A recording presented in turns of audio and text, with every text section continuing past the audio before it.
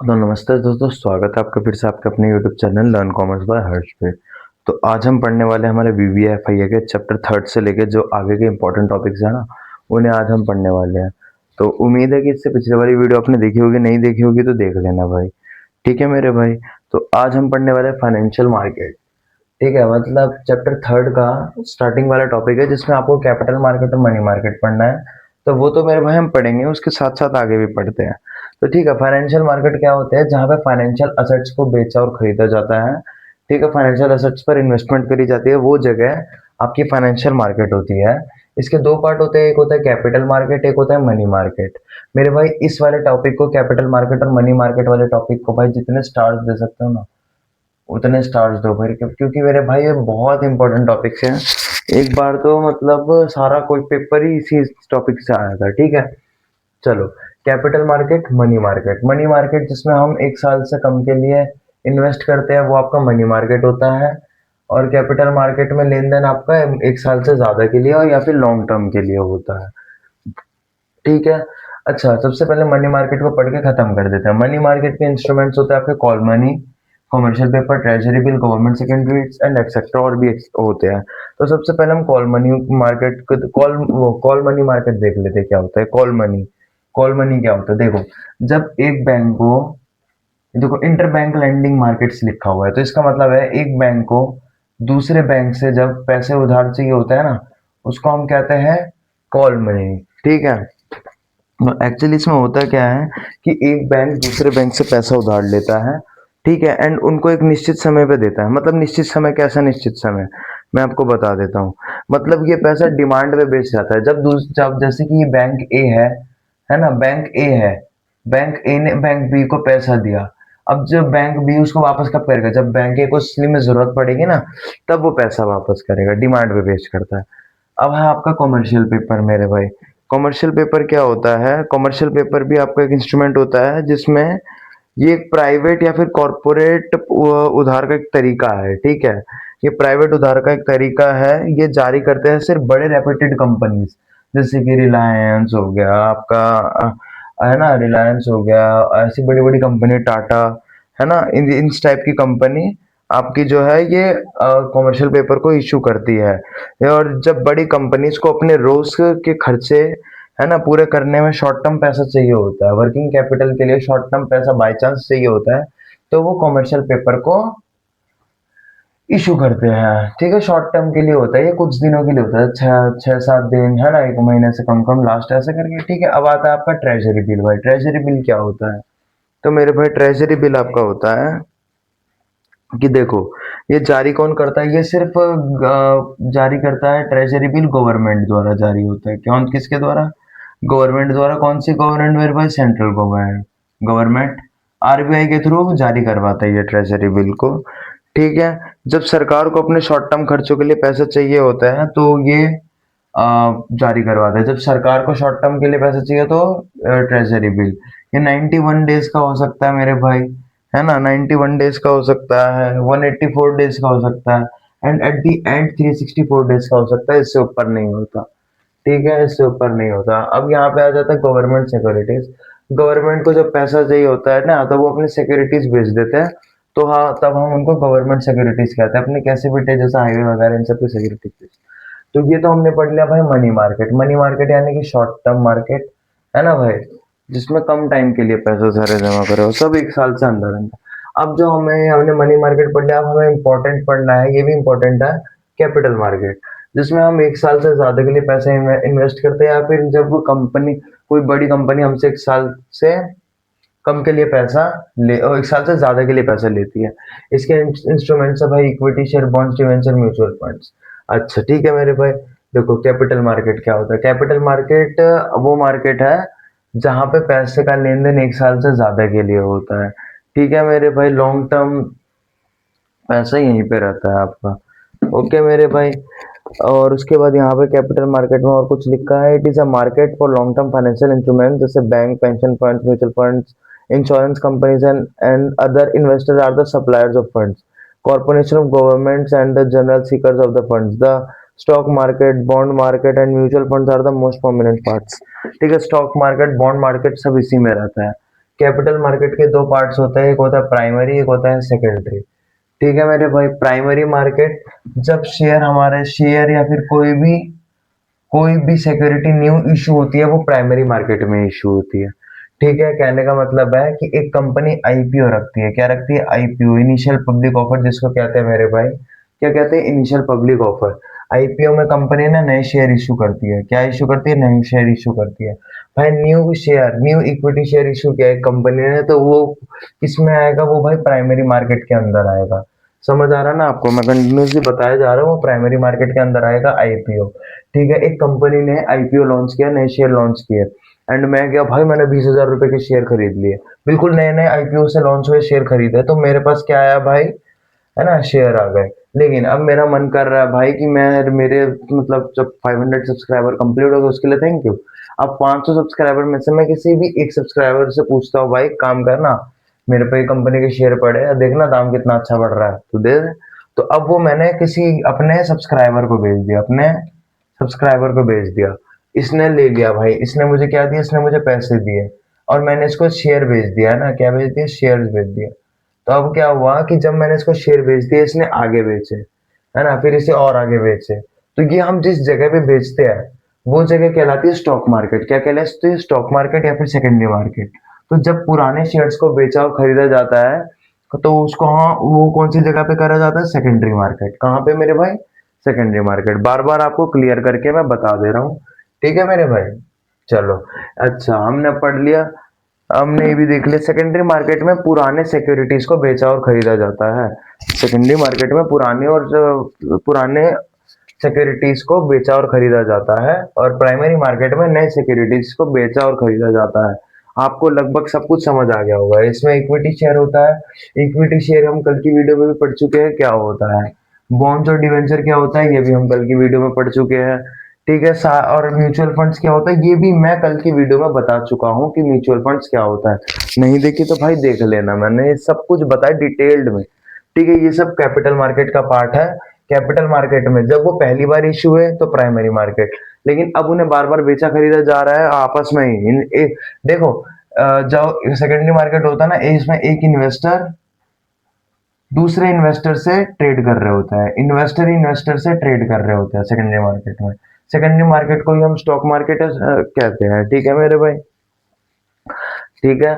मेरे हिसाब से आपको कैपिटल मार्केट, मनी मार्केट दोनों समझ आ गए होंगे, इनके इंस्ट्रूमेंट समझ आ गए होंगे, है ना। अच्छा, एक और चीज, इसमें भी हमारी गवर्नमेंट सिक्योरिटीज आती है, इसमें भी हमारी गवर्नमेंट सिक्योरिटीज आती है, इसमें भी हमारी गवर्नमेंट सिक्योरिटीज आती है। गवर्नमेंट सिक्योरिटी यहाँ भी आती है जब गवर्नमेंट 1 साल से ज्यादा के लिए, 2-3 साल, 4-5 साल के लिए जब पैसा बोरो करती है ना, और सिक्योरिटी बेचती है, तो वो आपका कैपिटल मार्केट में आ जाता है, क्योंकि भाई 1 साल से ज्यादा है। ठीक है, रिवाइज कर लेना भाई। प्राइमरी मार्केट में बिल्कुल नए शेयर, नए इशू, पहली बार शेयर इशू होते हैं, फर्स्ट टाइम इशू होते हैं। उनको खरीद के जब हम सेकेंडरी मार्केट में आपस में इधर उधर बेचने लग जाते हैं, एक इन्वेस्टर दूसरे इन्वेस्टर को बेचता है, वो आपका सेकेंडरी मार्केट हो जाता है। स्टॉक एक्सचेंज मार्केट या स्टॉक मार्केट भी कहा जाता है उसे। ठीक है, मेरे हिसाब से इतना काफी है। ठीक है, नेक्स्ट टॉपिक पे चलते हैं। मैं इसमें आपको एक टॉपिक बताना भूल गया था। इसके अंदर आपका न्यू प्राइमरी मार्केट में कितने टाइप्स के इश्यूज होते हैं, तो एक था इनिशियल पब्लिक ऑफर, एक था फॉलो ऑन पब्लिक ऑफर, एक है ऑफर फॉर सेल। तो इसको फटाफट से पढ़ लेते हैं, देख लेते हैं क्या है इन तीनों का मतलब। देखो, इनिशियल पब्लिक ऑफर में क्या लिखा हुआ है? IPO, when an unlisted company makes a public issue for the first time. जब एक कंपनी पहली बार अपने शेयर इशू करती है एंड वो लिस्टेड हो जाती है स्टॉक मार्केट में, तो उसे आईपीओ कहा जाता है। अब ये लिस्टेड वर्ड आपके समझ नहीं आया होगा कि क्या मतलब है इसका। देखो, एक कंपनी ना, अभी एक कंपनी है, मान के चलो जोमेटो कंपनी है ना। जोमेटो कंपनी अभी तक प्राइवेट है, उसने आज तक कभी भी उसको शेयर इशू करने की जरूरत नहीं पड़ी। लेकिन जब उसने शेयर इशू करे, तो जब पहली बार शेयर इशू करते हैं तो उसे कहते हैं आईपीओ। जब उसने आईपीओ किया, शेयर इशू करा, तो अब ना वो स्टॉक एक्सचेंज मार्केट में लिस्ट हो जाएगी, क्योंकि भाई उसके जो शेयर है वो एक इन्वेस्टर दूसरे इन्वेस्टर को जरूर बेचेगा, तो उसे लिस्ट होना पड़ जाएगा। इससे ही जब वो स्टॉक मार्केट में लिस्ट हो जाती है ना, तो हम उसे क्या बोलते हैं? Listed company. क्या? Listed company.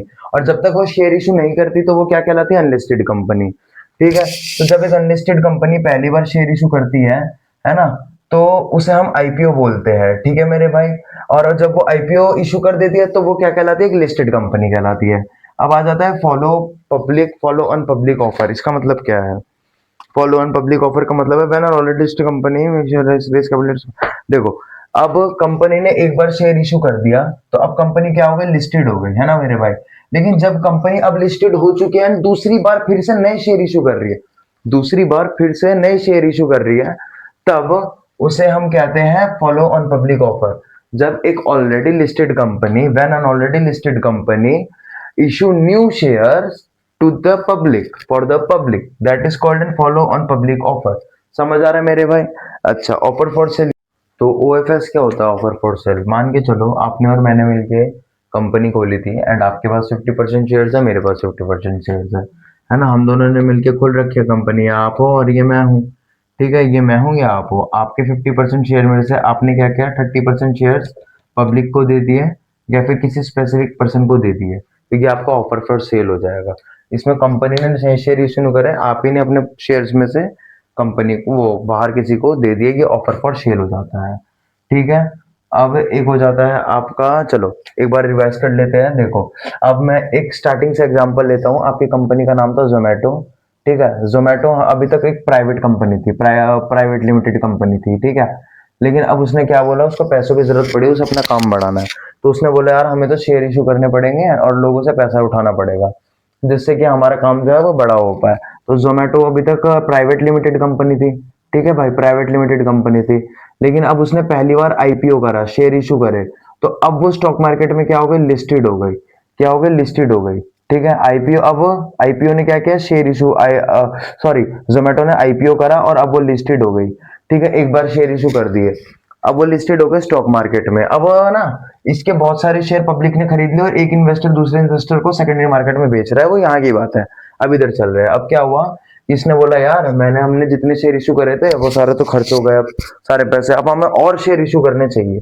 तो ये तो ऑलरेडी लिस्टेड है ना भाई, तो इन्होंने दोबारा से शेयर इशू करे। जब दोबारा से शेयर इशू करते हैं ना, दोबारा या तिबारा, तीसरी बार, चौथी बार, तो वो एफपीओ में आ जाता है, जिसे हम कहते हैं follow on public offer.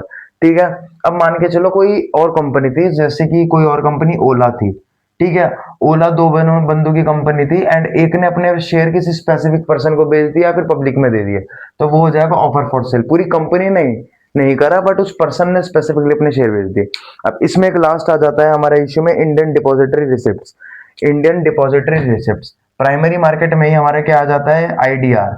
IDR, Indian depository receipt. इसमें क्या होता है? जब विदेश की कंपनी हमारे कंपनी से पैसा उठाना चाहे, हमारे इन्वेस्टरों से पैसा उठाना चाहे, कि वो ये चाहे कि इंडिया के इन्वेस्टर उस कंपनी में पैसा लगाए, तो वो आईडीआर कहलाया जाता है मेरे भाई। वो खुद को एक स्टॉक एक्सचेंज अब्रॉड के स्टॉक एक्सचेंज में लिस्ट करा लेता है, लिस्टेड कंपनी होती है एंड इंडिया के इन्वेस्टर उसमें पैसा लगाता है, वो आपका क्या कहलाता है? इंडियन डिपॉजिटरी रिसिप्ट कहलाता है मेरे भाई। ठीक है, इतना समझ आया आपको? अब इसमें और कुछ इंपॉर्टेंट है नहीं। ठीक है, ये चार तो जो थे ये मैंने करवा दिए, इसमें दो और है, प्राइवेट प्लेसमेंट और राइट इशू। ये आपका रीडिंग लगा लेना, इतना इंपॉर्टेंट नहीं है। अब बचा क्या? अब पता है आपका क्वेश्चन में क्या आता है? आपके क्वेश्चन में capital market versus money market में डिफरेंस आता है। ठीक है, हद से हद कैपिटल मार्केट के इंस्ट्रूमेंट आ जाएंगे, हद से हद इसके इंस्ट्रूमेंट आ सकते हैं, ये हम सब कर चुके हैं। चलो, और क्या आ सकता है? और भाई primary market versus secondary market में डिफरेंस आ सकता है। तो ये डिफरेंस कौन कराएगा? मेरे भाई कोई नहीं कराने वाला, मैं कराने वाला हूँ, टेंशन मत लो। अभी चलते हैं उसी टॉपिक पे। ठीक है मेरे भाई, अभी एक्चुअली क्या है कि मेरे हेड में बहुत पेन हो रहा है। मतलब बहुत तेज नींद आ रही थी, मैं सो गया था एकदम से गलती से, तो 2:26 हो गए लगभग रात के, है ना, क्योंकि मैं यार सुबह जल्दी उठ गया था, थोड़ा काम कर रहा था, तो थक बहुत गया हूँ। अब देखो, अब आपको फटाफट से डिफरेंस पढ़ना है आईपीओ और एफपीओ में। आईपीओ का मतलब होता है इनिशियल पब्लिक ऑफर, एफपीओ का मतलब होता है फॉलो ऑन पब्लिक ऑफर। देखो इसका मीनिंग कौन सा है? मीनिंग क्या है? Share of issue for the first time. IPO में क्या होता है? फर्स्ट टाइम शेयर इशू होता है, एक नई कंपनी, अनलिस्टेड कंपनी पहली बार शेयर इशू कर रही है first time by company to the public. Public को इशू होते हैं कंपनी के द्वारा। ठीक है, आईपीओ में चलो समझ आ गया, पहली बार एक अनलिस्टेड कंपनी शेयर इशू करती है पब्लिक को, वो हो जाता है आपका आईपीओ। इसमें एफपीओ में एफपी, चलो पहले सारा आईपीओ पढ़ के बता देता हूँ। Issue, first time issue by the company, इसमें फर्स्ट टाइम इशू कर रही होती है कंपनी, ठीक है। कंपनी का स्टेटस अनलिस्टेड होता है, मतलब देखो आपकी एक प्राइवेट कंपनी है एंड अभी तक आपने कभी शेयर नहीं करा, तो आप शेयर इशू नहीं करे, तो आप यानी कि प्राइवेट कंपनी, अभी वो कैसे प्राइवेट लिमिटेड है, वो उसने आज तक शेयर इशू नहीं किया, इसका मतलब वो अनलिस्टेड है स्टॉक मार्केट में, है ना। स्टॉक मार्केट में अनलिस्टेड है, क्योंकि अनलिस्टेड है क्योंकि उसके शेयर अभी चले नहीं रहे स्टॉक मार्केट में, ठीक है। तो ये कैसा अनलिस्टेड कंपनी है। ओके, नेचर ऑफ सिक्योरिटीज, इसमें सिक्योरिटीज का नेचर कैसा होता है, इशू ऑफ न्यू, इसमें बिल्कुल नए शेयर होता है, बिल्कुल नए जो पहले कभी लॉन्च ही नहीं हुए, बिल्कुल फ्रेश, ठीक है। रिस्क इसमें बहुत ज्यादा हाई रहता है क्योंकि भाई एक नई कंपनी आई है, हमें नहीं पता वो कैसा परफॉर्म करेगी कैसा नहीं करेगी, इस वजह से इसमें रिस्क कैसा होता है, हाई होता है। क्या पता आपका पैसे डूब जाए आप खरीदो रिटर्न, लेकिन अगर प्रॉफिट होगा तो भाई बहुत ज्यादा प्रॉफिटेबल होगा। चलो अब एफपीओ पढ़ते हैं, issue of securities by an already listed company. अब देखो आपकी एक कंपनी है एंड आपने शेयर इशू कर दिया तो आप लिस्टेड हो गए। अब जब आप दोबारा से शेयर नए शेयर इशू करोगे, दोबारा से नए शेयर इशू, आपके ऑलरेडी शेयर मार्केट में मूव कर रहे हैं इधर उधर, पर आपको और पैसों की जरूरत पड़ी तो आप फिर से और इशू करोगे। जब आप और इशू करोगे तो उसे जब दूसरी बार इशू करोगे, तीसरी बार, चौथी बार, पांचवी बार, एक बार इशू कर रखा है ना बस, उसके बाद जब आप जब भी इशू करो उसको हम कहते हैं फॉलो ऑन पब्लिक ऑफर, ठीक है। तो issue of securities by an already listed company, चलो ठीक है। एंड अब ये होता कौन सा है, इशू कब होता है, ये आईपीओ पहली बार करने के बाद, पहली बार को कहते हैं आईपीओ, उसके बाद जो भी इशू होता है ना उसे हम कहते हैं FPO, follow on public offer, ठीक है। पहली बार इशू करने के बाद जो भी इशू करता है उसे हम एफपीओ कहते हैं। ये कंपनी ऑलरेडी लिस्टेड होती है मार्केट में, ठीक है। स्टेटस कैसा रहता है, ऑलरेडी लिस्टेड, ठीक है। अच्छा, इसमें नेचर ऑफ सिक्योरिटीज में क्या नेचर रहता है सिक्योरिटी का, issue of securities already listed on the stock exchange, ये ऑलरेडी लिस्टेड होता है क्योंकि आपके शेयर्स ना एक इन्वेस्टर दूसरे इन्वेस्टर आपस में खरीदने होते हैं स्टॉक एक्सचेंज में, जैसे एनएससी, बीएससी, इन सब स्टॉक एक्सचेंज में, national stock exchange, Bombay stock. Risk कैसा रहता है मेरे भाई, इसमें लो रिस्क रहता है क्योंकि भाई हमें ऑलरेडी पता रहता है, अब टाटा के शेयर ऑलरेडी मार्केट में है, अब वो जब दोबारा नए शेयर इशू करेगा तो हमें पता है भाई टाटा के शेयर कभी भी गलत नहीं होंगे, अच्छे ही होंगे, उसमें कोई रिस्क नहीं होगा, है ना मेरे भाई। हाँ, और लास्ट पॉइंट है इसका, लॉस रिटर्न कंपैरेटिवली कम होता है क्योंकि ऑलरेडी लिस्टेड होते हैं, इसके शेयर ऑलरेडी मार्केट में मूव कर रहे होते हैं, तो इसके शेयर प्राइस कम धीरे धीरे बढ़ते हैं, ठीक है। इनमें तो एकदम से बढ़ सकता है, ठीक है मेरे भाई। तो नेक्स्ट टॉपिक पे चलते हैं। देखो अब जो हमें पढ़ना है फटाफट से डिफरेंस पढ़ लेते हैं मनी मार्केट और कैपिटल मार्केट में। तो मेरे पास इसके डेफिनेशन क्या है, मनी मार्केट शॉर्ट टर्म के लिए, शॉर्ट टर्म सिक्योरिटीज के लिए होता है जो कि हम ऑलरेडी पढ़ चुके हैं। कैपिटल मार्केट किस लिए होता है, लॉन्ग टर्म सिक्योरिटीज के लिए मेरे भाई, ठीक है। मैच्योरिटीज की एक साल से कम की होती है, हमने पढ़ा था ना। हाँ, इसकी एक साल से ज्यादा होते हैं, कई साल तक होती है भाई। जैसे कि शेयर्स, तो कुछ ऐसे भी शेयर्स होते हैं हमने पढ़े ना भाई कि वो शेयर्स तो मतलब कुछ क्या, वो शेयर्स जब तक चलते हैं तब तक कंपनी बंद नहीं हो जाती। लिक्विडिटी भाई इसमें काफी लिक्विडिटी होती है क्योंकि 3 से 4 दिन में आपका पैसा आपको वापस मिल जाता है, कई टाइम में इतने में, इसमें तो इतने शॉर्ट टर्म भी होता है, इसमें लिक्विडिटी लो होती है भाई, है ना भाई। कैपिटल मार्केट में लिक्विडिटी, यानी लिक्विडिटी का मतलब आप सबको पता ही होगा, एंड जिन्हें नहीं पता उसका मतलब है कि आप अपने सिक्योरिटी को कितने जल्दी पैसे में कन्वर्ट कर सकते हो, ठीक है। तो ये जल्दी हो जाता है, वो धीरे होता है थोड़ा सा, ठीक है। Return on investment ROI lower than capital market, भाई रिटर्न रिटर्न तो बेसिकली ज्यादा टाइम के लिए वहां पैसा लग रहा है तो बेसिक सी बात है कि ज्यादा रिटर्न उसी में आएगा, तो इसमें उसके मुकाबले कम है, यानी रिटर्न किस में ज्यादा है, इसमें ज्यादा है, हायर देन मनी मार्केट, ठीक है। मनी मार्केट से ज्यादा है हाई। इंस्ट्रूमेंट भाई हमने पढ़ लिया, कॉल मनी, एक बैंक से दूसरे बैंक को पैसा देना, ट्रेजरी बिल, कमर्शियल पेपर, सारे पढ़ चुके हैं। और इसमें इक्विटी शेयर, बॉन्ड्स, डिवेंचर, इसके इंस्ट्रूमेंट्स पढ़ चुके हैं मेरे भाई, ठीक है। अब देखते हैं नेक्स्ट टॉपिक क्या है हमारा। तो एक डिफरेंस आप खुद से कर लेना please, difference between primary market and secondary market. Secondary market को हम स्टॉक एक्सचेंज मार्केट भी कहते हैं, माइट भी पॉसिबल कि हो सकता है कि वो आ जाए, ठीक है। तो एक बार कर लेना। हाँ, तो अब हम लेसन 4 पे आ चुके हैं, इसका एक इंपॉर्टेंट टॉपिक पढ़ रहे हैं, इंटरमीडिएरीज, मार्केट इंटरमीडिएरीज, ठीक है। तो यानी कि मतलब वो चीज है, वो इन्हीं इनमें ब्रोकर्स भी इन्हीं में ही आ जाते हैं, ठीक है। आप सुनो, देखो क्या होता है कि the intermediaries plays an important role in smooth functioning of capital market transaction. Market के ट्रांजेक्शन के लिए हमारे इंटरमीडिएरीज बहुत ज्यादा एक इंपॉर्टेंट रोल प्ले करते हैं। दे ये तो ना तो इन्वेस्टर होते हैं ना तो सेलर्स होते हैं, बट इनका जो ऑब्जेक्टिव होता है वो होता है स्मूथ ट्रांजैक्शन होना, स्मूथ सब कुछ एक तरीके से होना, ठीक है। क्या क्या चीज है अभी बात करते हैं। सबसे पहले आ रखा है डिपॉजिटरी, इसका मतलब क्या होता है, these are the organisation that are stored and process huge digital data containing transaction. ये ऑर्गेनाइजेशन होती हैं, ये बहुत सारा डेटा अपने अंदर ऑनलाइन स्टोर करके रखती है, ऑनलाइन स्टोर करके रखती है, ठीक है। एंड ये किसके साथ मिलकर काम करती है, सेबी के साथ मिलकर काम करती है, ठीक है, सेबी के साथ मिलकर काम करती है। एंड क्या लिखा है इसमें, इन the stock market national securities depository.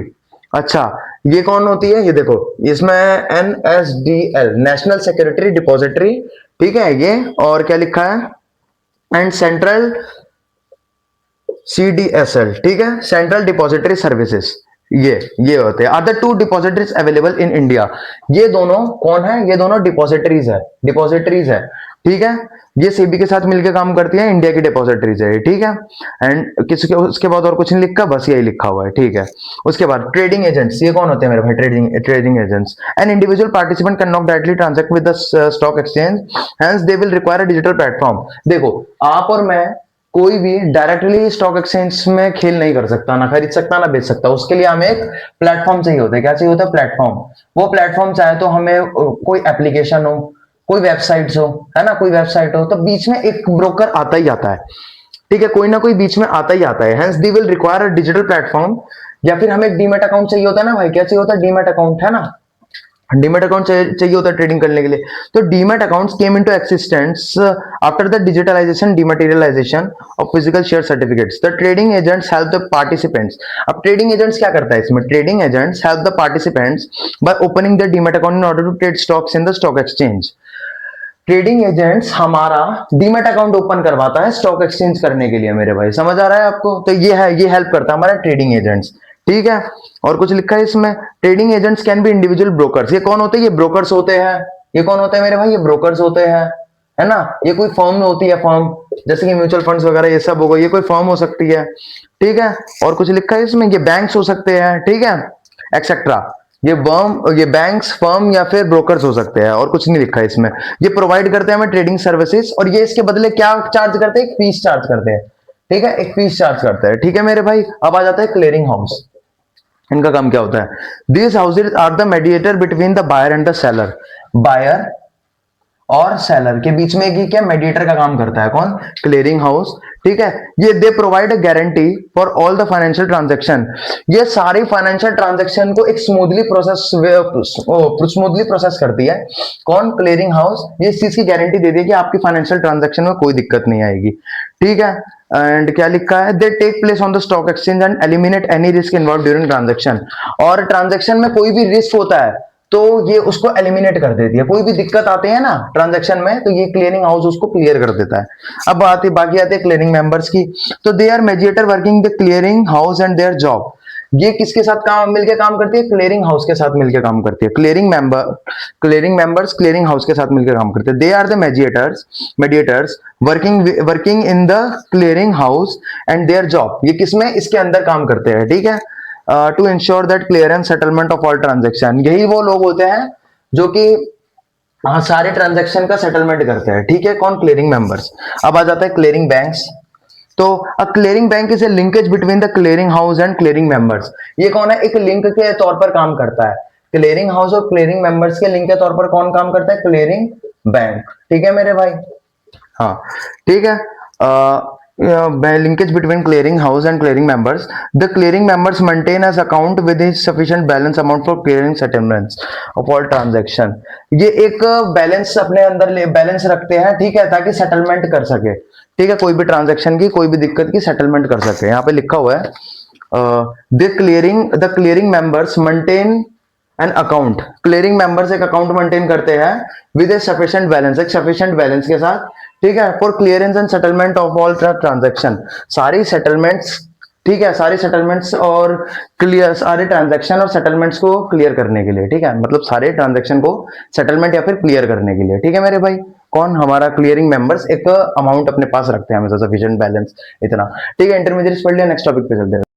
अब जो हमें टॉपिक पढ़ना है वो है आपका मार्केट इंडिसेस या फिर जिसे हम कहते हैं स्टॉक इंडिसेस। अच्छा, इन्हें पढ़ने से पहले हम जान लेते हैं कि एनएसई क्या होता है और बीएसई क्या होता है। देखो, एनएसई की फुल फॉर्म है नेशनल स्टॉक एक्सचेंज, ठीक है मेरे भाई, एक्सचेंज। और बीएसई की फुल फॉर्म है बॉम्बे स्टॉक एक्सचेंज, ठीक है मेरे भाई। अच्छा सुनो, अब देखो, मैं इतनी देर से बोला जा रहा था कि एक कंपनी जब आईपीओ इशू करती है उसके बाद वो लिस्टेड हो जाती है ना, तब से बोला जा रहा हूं मैं, जब से ये वीडियो मतलब जब से मैंने इसमें पढ़ाया तब से मैं बताया जा रहा हूं। तो ये क्या होता है? ये होता क्या है? लिस्टेड कहाँ लिस्टेड होती है? स्टॉक एक्सचेंज में लिस्टेड होती है, स्टॉक एक्सचेंज। अच्छा, हमारे इंडिया के पास 2 स्टॉक एक्सचेंज है, मतलब नहीं, देखो हमारे इंडिया के पास बहुत सारे स्टॉक एक्सचेंज है, लेकिन मेनली कौन से है? मेनली है एक एनएसई और एक है बीएसई। क्या मेरी बात समझ आई? एक है एनएससी, एक है बीएससी, हमारे पास दो स्टॉक एक्सचेंज है। एंड जब भी कोई कंपनी जब शेयर इशू कर देती है तो वो इन्हीं दोनों में से किसी एक में, इन्हीं में स्टॉक एक्सचेंजेस में किसमें लिस्ट हो जाती है। ठीक है, अब ये बीएससी है क्या, बॉम्बे स्टॉक एक्सचेंज है क्या भाई, इसके अंदर टोटल 5500 प्लस कंपनीज लिस्टेड है, याद रखना, टोटल 5500 प्लस कंपनी लिस्टेड है। एंड नेशनल स्टॉक एक्सचेंज के अंदर 2700 से ज्यादा कंपनी लिस्टेड है। भाई लिख कर आना, ये अगर आता है तो लिस्टेड है, ये दिखाता है कि भाई हमारे पास इतनी सारी कंपनी लिस्टेड है। ठीक है, इन दोनों किसी ना किसी स्टॉक एक्सचेंज में कंपनी को लिस्ट होना जरूरी आता है। ठीक है, और आप किसी कंपनी, आप मतलब उन्हीं कंपनी का शेयर कर सकते हो, शेयर मतलब दूसरे को बेच सकते हो जो स्टॉक एक्सचेंज में लिस्टेड हो। ठीक है, वैसे भी जो शेयर इशू करते हो लिस्टेड हो ही जाती है। ठीक है, अब हम पढ़ते हैं मार्केट इंडेसेस की, मार्केट इंडिसेस या फिर मार्केट इंडेक्स है ना, या फिर स्टॉक इंडिसेस, ये होता क्या है। ठीक है, इसे पढ़ते हैं अब। तो अब हम पढ़ने वाले हैं मार्केट इंडेसेस। ठीक है, तो मैं ये लाइन बाय लाइन पढ़ के बता देता हूँ। स्टॉक मार्केट इंडेसेस है ना, is essentially a market representative figure. ये मार्केट को रिप्रेजेंट करता है कैसे, which helps in investor tracking the day to day trend of the market. एक ये जो स्टॉक मार्केट इंडेसेस होता है ना भाई, ये रिप्रेजेंट करता है मार्केट को, जो कि ना एक इन्वेस्टर की हेल्प करता है। ये इन्वेस्टर की हेल्प करता है मार्केट को क्या करने में भाई, ट्रैक करने में। क्या करने में, ट्रैक करने में। स्टॉक मार्केट इंडिसेस इन्वेस्टर की हेल्प करते हैं मार्केट को ट्रैक करने में, मार्केट को रिप्रेजेंट करके। अब कैसे रिप्रेजेंट करते हैं, ठीक है, an index work measure of the performance in the market. ये ना मेजर करता है कंपनीज की परफॉर्मेंस को, मार्केट में दिखाता है फिर उसको, और यही इन्वेस्टर लोग फिर हम समझ पाते हैं कि भाई आज ये कंपनी ऊपर जा रही है, इसमें पैसा लगाएंगे, ऐसे। ठीक है, अच्छा अब मेनली इसे अरब कर देता हूं। मेनली हमारे दो इंडेक्स होते हैं, एक होता है सेंसेक्स, एक होता है निफ्टी 50। सबसे बड़े इंडेक्स की बात कर रहा हूं हमारे इंडिया के अंदर जो चलता है। ठीक है, सेंसेक्स और निफ्टी 50। अब देखो सेंसेक्स की बात कर लेते हैं। सेंसेक्स ना बॉम्बे स्टॉक एक्सचेंज, अभी मैंने बता दिया क्या होता है, इसके अंदर 5500 प्लस कंपनी थी, उनमें से टॉप 30 कंपनीज की लिस्ट दिखाता है भाई कि आज के दिन में टॉप 30 कंपनी कौन कौन सी, किस किस का शेयर प्राइस ऊपर जा रहा है, कैसा क्या है, मार्केट कैसा चल रहा है। तो जो टॉप 30 कंपनी होती है ना, उसकी लिस्ट दिखाते हैं। उसके इंडेक्स को क्या कहते हैं, सेंसेक्स। मार्केट इंडेक्सेस हमें प्रोवाइड करते हैं अलग अलग टाइप के ग्राफ, है ना, ग्राफ प्रोवाइड करते हैं, अलग अलग चीजें दिखाते हैं। ये उसको शो करता है कि ऊपर ये वाली कंपनी, उसके नीचे ये, उसके नीचे टॉप 30 कंपनीज को शो करता है सेंसेक्स, जो कि किसका इंडेक्स है मेरे भाई, बीएसई, बॉम्बे स्टॉक एक्सचेंज का इंडेक्स है। बॉम्बे स्टॉक एक्सचेंज में 5500 से ज्यादा कंपनी है, जिसमें से टॉप 30 कंपनी का लिस्ट दिखाता है, हमारा सेंसेक्स इंडेक्स है। एक निफ्टी 50, ये भी क्या है मेरे भाई, एक इंडेक्स है। ठीक है, ये एनएससी में 2700 से ज्यादा कंपनी लिस्टेड थी, अभी हमने पढ़ा। एनएससी की फुल फॉर्म थी नेशनल स्टॉक एक्सचेंज, और नेशनल स्टॉक एक्सचेंज में ये टॉप 50 कंपनीज को शो कराता है। ठीक है, इसीलिए हम इसे निफ्टी 50 भी कहते हैं। एंड बैंक निफ्टी भी एक है इंडेक्स, पर हमें मेनली इनके बारे में पढ़ना है। ठीक है, ठीक है, समझ आया आपको। तो निफ्टी 50 आपके 2700 प्लस कंपनीज है एनएससी के अंदर। एनएससी का एक इंडेक्स है जो कि सिर्फ टॉप 50 कंपनीज को शो करता है। एंड ये हमारी हेल्प क्या करता है भाई, वो मैं बता ही चुका हूँ, मार्केट को रिप्रेजेंट करता है, ताकि इन्वेस्टर को पता लग सके कि कहां पैसा लगाना चाहिए, कहां नहीं लगाना चाहिए। एंड अब आपको क्या करना है भाई, आपको चैप्टर 4 में एक आपका ये दे रखा होगा, रोल ऑफ स्टॉक एक्सचेंज, इसे पढ़ लेना। ठीक है, रोल ऑफ स्टॉक एक्सचेंज दे रखा होगा आपके स्टार्टिंग में ही। ठीक है, पेज नंबर 100 पे। ठीक है, पेज नंबर 100 पे रोल ऑफ स्टॉक एक्सचेंज। ठीक है, तो इसमें लिखा हुआ है, जैसे यहाँ पे है platform for the buyers and sellers. देखो, स्टॉक एक्सचेंज एक प्लेटफॉर्म प्रोवाइड कर देता है बायर्स और सेलर, जहां पे इंटरेक्ट करता है। एंड कोई जिसको शेयर खरीदना होता है वो खरीद लेता है, जिसे बेचना होता है वो बेच लेता है। इन्वेस्टर टू इन्वेस्टर यहाँ पे काम चलता है। ठीक है, इंश्योर प्राइस कंटिन्यूटी, प्राइस कैसी रखनी है ये भी शेयर मार्केट में इंश्योर करता है। ठीक है, प्राइस जैसी मतलब कम होनी चाहिए, ज्यादा होनी चाहिए, ठीक है, सब कुछ। तो एक बार इसकी रीडिंग लगाना ना, बाई चांस आ सकता है, इसलिए बोल रहा हूं। ठीक है, अब जो हमें टॉपिक पढ़ना है वो हमारा लेसन 7 का टॉपिक है, इंट्रोडक्शन टू म्यूचुअल फंड। ठीक है, इंट्रोडक्शन पहले हो जाता है, उसके बाद देखते हैं म्यूचुअल फंड क्या है मेरे भाई। तो आपके हिसाब से क्या है भाई, मैं म्यूचुअल फंड पहले भी बता चुका हूं, मैंने कहा था आगे हम पढ़ेंगे। अच्छा देखो, मैं लेसन 7 पर डायरेक्ट इसलिए जब मारा हूं क्योंकि बीच में ज्यादा इंपॉर्टेंट कुछ भी नहीं है ना। अब सुनो, इसके बाद एक नेक्स्ट पार्ट आएगा, इसका पार्ट नहीं होगा, वो अलग से होगा, वन शॉट। उसमें क्या होगा कि टोटल सबका मिक्स होगा, 1 से लेकर 9 चैप्टर के बीच में जितने सबसे ज्यादा इंपॉर्टेंट टॉपिक्स होंगे ना, वो उसके अंदर रहेगा। सिर्फ उसे देख लो, आपका एग्जाम पूरा क्लियर हो जाएगा। ये सिर्फ उनके लिए था जो एक्चुअली में सारे इंपॉर्टेंट टॉपिक्स कवर करके जाना चाहते हैं, वाइड कवरेज रखना चाहते हैं। एंड उसमें सिर्फ और सिर्फ इंपॉर्टेंट टॉपिक्स कराऊंगा मैं। ठीक है मेरे भाई, तो इसके बाद ये टॉपिक आ जाएगा, पहले ये वीडियो में अपलोड कर दूंगा, उसके बाद आएगा। ठीक है मेरे भाई, तो फटाफट से अब हम म्यूचुअल फंड्स को पढ़ लेते हैं क्या है इसमें। To pool the savings of investor, mutual fund is a financial intermediate to collective investment in diversified portfolio of securities. देखो हमने क्या समझा था, हमने समझा था पूल पूल पूल मतलब देखो इसका पूल से क्या कहने का मतलब है, सेविंग्स, ठीक है। कई सारे इन्वेस्टर होते हैं, हमने बोला था कई सारे इन्वेस्टर होते हैं, कई सारे इन्वेस्टर होते हैं एंड वो अपना पैसा इसमें डालते हैं, हमने पहले भी पढ़ा ये चीज, है ना। और यहाँ पे एक स्मार्ट इन्वेस्टर रहता है, एक स्मार्ट इन्वेस्टर रहता है ना, जिसे पता है भाई मार्केट के बारे में सब कुछ। वो क्या करता है, इन सारे इन्वेस्टरों का, नए इन्वेस्टर्स का पैसा एक जगह इकट्ठा करता है एंड उनको अलग अलग पोर्टफोलियोज में वो इन्वेस्ट करता है अपने हिसाब से, अलग अलग जगह पे पैसा लगाता है, ठीक है। पैसा लगाने के बाद उस पैसे की वैल्यू को बढ़ा देता है, पैसे की वैल्यू बढ़ाना मतलब उस पैसे को बढ़ा देता है एंड सबको उसने मतलब बहुत सारे पैसे वो कमा लेता है एंड इन्हीं पैसों में से इन सबको थोड़ा थोड़ा रिटर्न वापस कर देता है और अपना बचा लेता है, मतलब म्यूचुअल फंड्स अपना बचा लेती है, ठीक है। समझ आया आपने आपको? ओ, तो यही आपका म्यूचुअल फंड का काम होता है। आपको समझ आया कैसे काम करते हैं? हमने पढ़ा बहुत सारे इन्वेस्टर से छोटे छोटे पैसे लिया जाता है और उसे एक बड़ी रकम मतलब पूल बनाकर, है ना, बड़ी रकम बनाकर स्टॉक मार्केट में गोल्ड या फिर रियल इस्टेट या किसी भी चीज पे इन्वेस्ट किया जाता है एंड इसके बाद फायदा क्या होता है, इससे छोटे इन्वेस्टर को भी बड़े पोर्टफोलियो का फायदा मिलता है ना। और रिस्क भी बहुत कैसा होता है, नए इन्वेस्टर्स के लिए कम होता है, लो रिस्क होता है, ठीक है। और क्योंकि पैसा अलग अलग जगह होता है, इससे डूबने का डर नहीं होता है, ठीक है। और इसे मैनेज कौन करता है, manage by expert fund manager, manage by expert fund manager, ठीक है। एफएम लिख रहा हूं फंड मैनेजर, ठीक है। अच्छा, म्यूचुअल फंड्स के कितने टाइप्स होते हैं मेरे भाई? म्यूचुअल फंड्स के दो टाइप होते हैं, एक होता है आपका ओपन एंडेड फंड्स, एक होता है आपका closed ended funds. Open ended funds हम किसे कहते हैं मेरे भाई?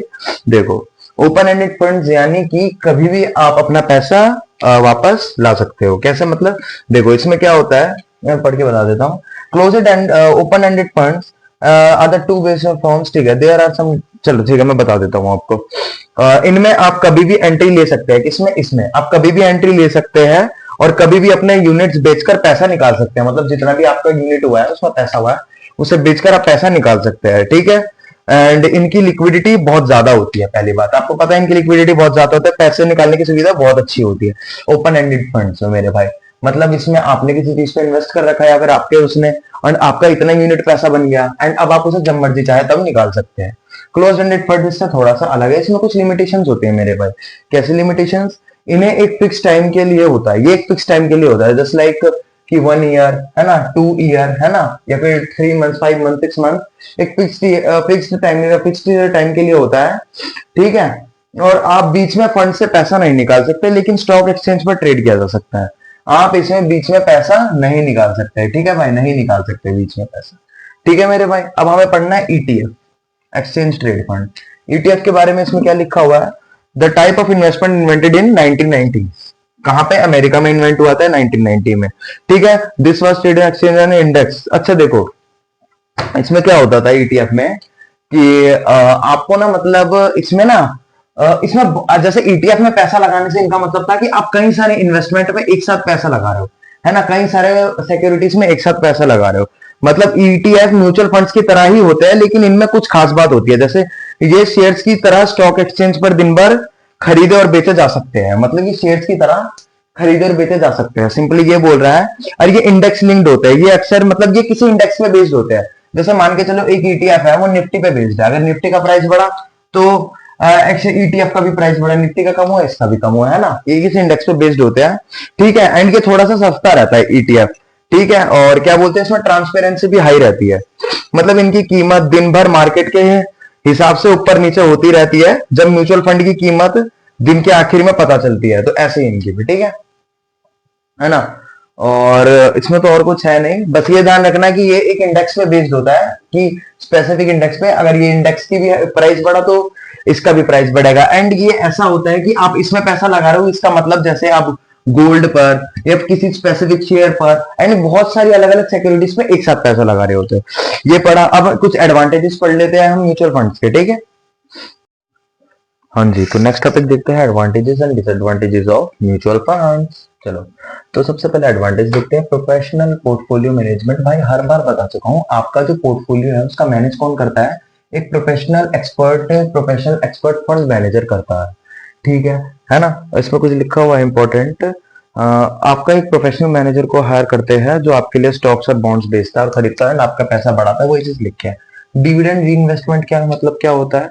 इसका मतलब है कि फंड से मिलने वाले डिविडेंड और इंटरेस्ट वापस उन्हें यूनिट्स खरीदने में लगा दिए जाते हैं, जिससे आपका इन्वेस्टमेंट बढ़ जाता है। मतलब ऐसा क्या होता है कि आपने इस महीने आपने कुछ अमाउंट लगाया था एंड वो अमाउंट बढ़ गया, एंड ये जो बढ़ा हुआ अमाउंट है ना, बढ़ा हुआ अमाउंट, इसको भी अब दोबारा से लगा दिया जाता है।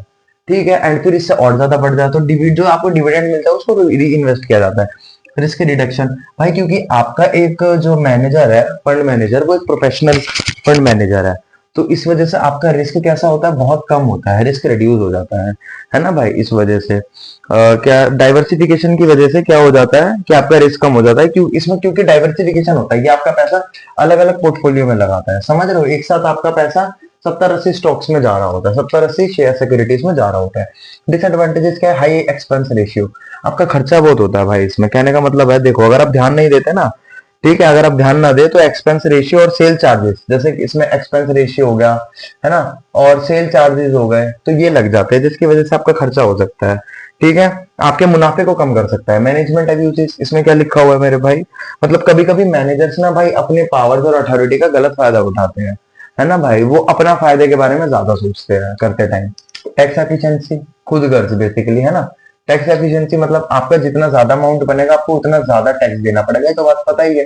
जैसे मान के चलो आपको ना 10,000 रुपए कमाए एंड इस पर 18% जा रहा है, तो 10,000 का 18% आपका 1,800 रुपए टैक्स गया। अब मान के चलो आपने 20,000 कमाए होते, तो 20,000 का 18% 3,600 रुपए होता है ना, 3,600 रुपए होता है। आपका टैक्स भी बढ़ेगा, आपका पैसा बढ़ रहा है तो टैक्स भी बढ़ रहा है, तो टैक्स आपका बढ़ जाता है, ये रहता है।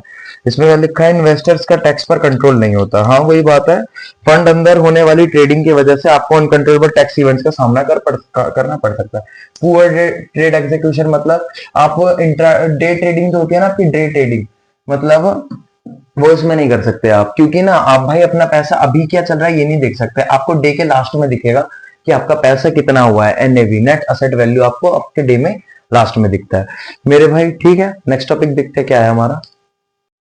तो यार मैंने अपने हिसाब से जितने टॉपिक थे इस की वीडियो में करवाने की पूरी कोशिश करी, एंड मैं एक और टॉपिक चेक कर रहा हूँ कि type of mutual fund schemes आपके उसमें आएगा या नहीं आएगा, है ना भाई। तो देख लेते हैं भाई, अगर ये आपके पीवाईक्यूज में होगा ना तो type of mutual fund schemes में करवा दूंगा, अगर नहीं होगा तो नहीं करवाऊंगा, एंड जो जो होगा इंपॉर्टेंट इसके अंदर से वो करवा दूंगा। वैसे जो हमने पढ़ा था ना open ended and close ended, वो भी इसमें है आपके, पर मैं चेक करके बता दूंगा। एंड देखो इसके बाद जो वीडियो आएगी ना, यानी कि अभी तक जिसने कुछ भी नहीं पढ़ा होगा एंड वो सिर्फ उस वीडियो को देख के एग्जाम देगा, तो भाई वो गारंटीड अच्छे नंबरों से पास होगा, मतलब पास हो जाएगा वो, इतना कह रहा हूँ मैं उस वीडियो को देख के। तो लास्ट वाले वीडियो, एक्चुअली लास्ट वाली वीडियो अगर आप देखोगे, ये वीडियो देखने के बाद, मैं दूसरा पार्ट है ना भाई, पहला पार्ट करवा चुका है, दूसरा पार्ट है, ये वीडियो देखने के बाद अगर कोई लास्ट वाला देखेगा उसकी रिवीजन भी हो जाएगी, प्लस में उसमें जो टॉपिक्स रह गए हैं मेरे दोनों पार्ट्स में, जो टॉपिक बच गए हैं वो टॉपिक भी उसमें कराने वाला हूँ। तो मेक श्योर कि आप वो वीडियो जरूर देखें, अगर आपने दोनों पार्ट्स देख रखे तो आपकी अच्छी खासी रिवीजन हो जाएगी, एंड जो टॉपिक मैं नहीं करवा रहा वो टॉपिक भी उसमें हो जाएगा। ठीक है मेरे भाई, तो उसको देखना जरूर, उसको जरूर से देख लेना। ठीक है, मैं उसमें कम से कम टाइम में मैं फटाफट में रिवीजन आपकी सारी करवा दूंगा, एंड ऑल द बेस्ट आपके एग्जाम के लिए।